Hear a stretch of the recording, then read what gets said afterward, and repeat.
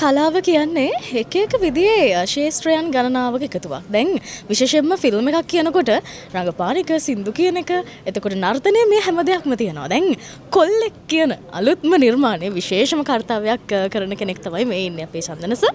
I think මේ වැඩේ ගැන අපි කතා කරමු. මම භූමිකාව මේ චිත්‍රපටයේ නර්තන අධ්‍යක්ෂවරයා නෙමෙයි. මම මේකේ අඩියක්වත් නටන්නේ නැහැ. ඉස්සර ගුණතිලකගේ පළවෙනි චිත්‍රපටය තමයි ශේෂ. ඒකේ ප්‍රධාන චරිත රංගපෑවේ මම.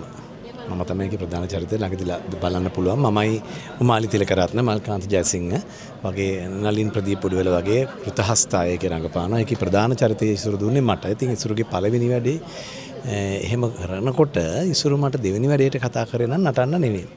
මම මේකේ අර ලස්සන කොල්ලෙක් නේ චිත්‍රපටයේ. ලස්සන කොල්ලගේ කෙල්ලගේ තාත්තා මම.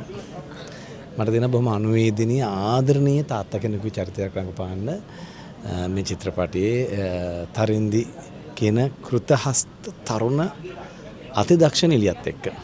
එයාගේ භූමිකාව තුළ නවරස පිහිටවන හැටි හරිම විස්මයජනකයි. ඉතින් එයත් එක්ක රඟපාන්න තියෙනවා. ඉතින් මගේ බිරිඳරින් සංගීතා. එතකොට මම ආදරණීය තාත්තා කෙනෙක් වෙන්න යන්නේ කොල්ලෙක්.